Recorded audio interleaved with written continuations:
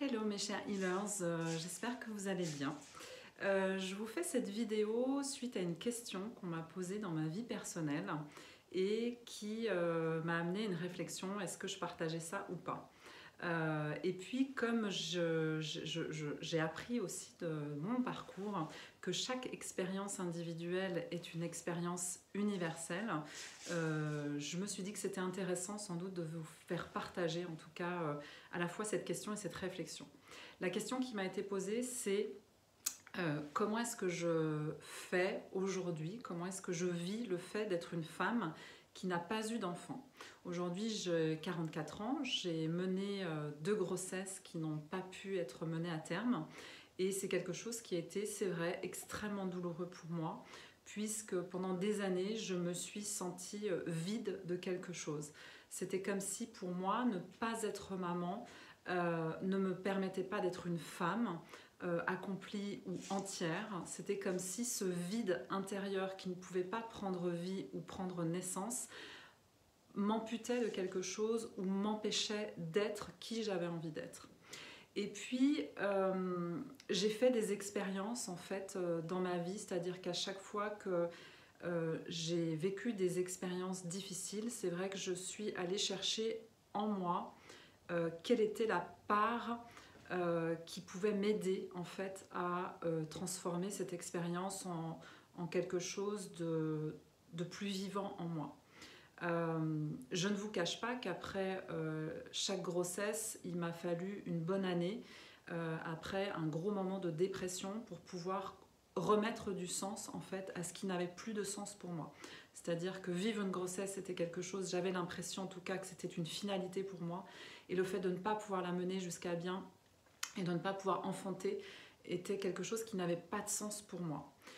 Et puis il n'y a pas si longtemps que ça, en fait, j'étais en train de faire un gros câlin à mon chat et je m'émerveillais du ressenti que je pouvais vivre en regardant ce petit être si merveilleux. Je ressentais une fierté incroyable.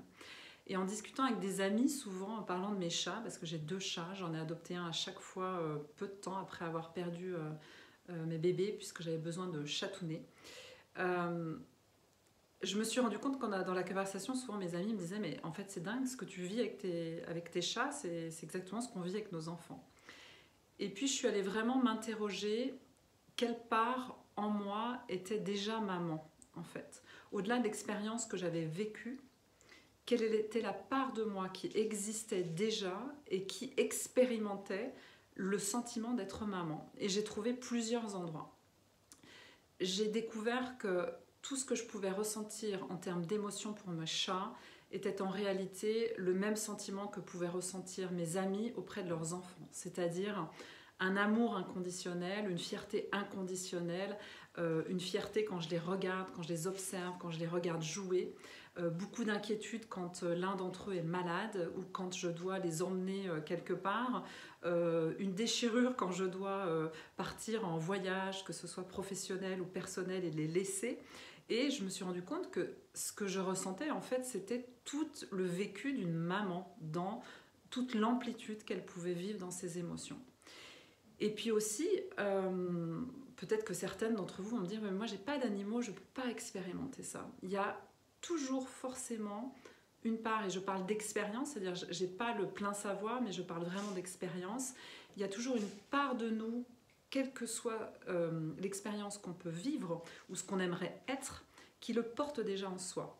Et c'est vrai que la première fois, en fait, quand j'ai pas pu mener à bien cette expérience de maternité, j'avais pas encore mon chaton. Et à un moment donné, après donc une bonne année de dépression, j'ai jeté mon canapé sur lequel je passais mon temps. Et je me suis dit, mais qu'est-ce que j'ai envie de créer, qui j'ai envie d'être en fait. Et c'est de là qu'est née en fait ma première entreprise, ma première société. Et ce que j'ai vécu aussi à travers cette expérience, c'était vraiment comme une grossesse. C'est-à-dire que bizarrement, il m'a fallu 9 mois entre le moment où j'ai souhaité créer mon entreprise et le moment où elle a vraiment pris forme. Et le jour où j'ai reçu mon CABIS, j'ai célébré la naissance de mon entreprise parce que je me sentais extrêmement fière de ça. Et donc, de la même façon en fait qu'on peut imaginer concevoir un enfant, comment est-ce qu'on va lui donner vie, comment est-ce qu'on va l'appeler, comment est-ce qu'on va l'accompagner ensuite quand il va grandir, j'ai retrouvé ces émotions-là dans mon entreprise. C'est-à-dire qu'il a fallu que je lui trouve un nom. Une fois qu'elle a été créée, comment est-ce que je porte cette entreprise? Comment est-ce que je suis la meilleure version de moi-même pour l'accompagner et continuer à lui donner le meilleur pour qu'elle grandisse? Alors certes, ce n'est pas un lien comme on peut sans doute connaître quand on est d'une mère à un enfant, mais l'expérience du sentiment peut être le même. Et donc il y a toujours une part de soi en fait qui porte ce qu'on a envie d'être. De la même façon, quand j'accompagne une personne à aller connecter à son enfant intérieur, ou lorsque moi-même je peux aller accompagner mon enfant intérieur blessé qui a besoin d'être porté, accompagné, qui a besoin d'amour, d'empathie, je prends ce rôle de mère universelle ou de mère vis-à-vis de son enfant. Et à cet endroit-là, pleinement, je suis une maman. Alors même si je n'ai pas expérimenté la maternité de façon physique, de façon à donner naissance à un enfant, il y a différents endroits dans ma vie où je suis déjà maman.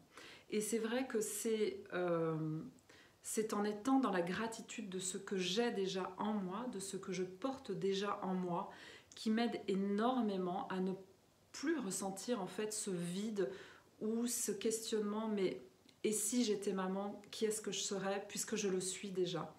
Alors c'est vrai que c'est un parcours, c'est un chemin qui nécessite aussi un travail sur soi.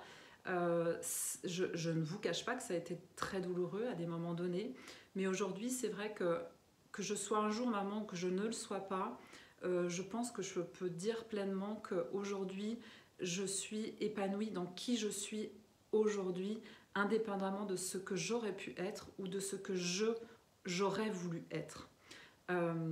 Et c'est en étant dans l'amour de ce que je suis déjà, de ce que je suis déjà dans ces parts-là de ma vie, qui me permet aujourd'hui d'être épanouie et d'être beaucoup plus sereine et apaisée par rapport au fait de ne pas avoir été maman physiquement.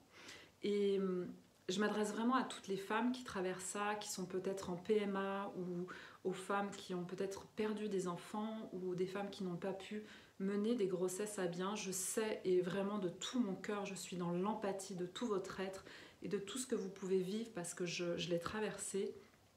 Et même indépendamment de ce que je peux ne pas percevoir chez vous, j'ai envie vraiment de vous dire de continuer à vous aimer pleinement dans ce que vous pouvez ressentir, et de vous aimer dans qui vous êtes. C'est ok, et il y a forcément une part de vous qui peut porter une maternité à un endroit.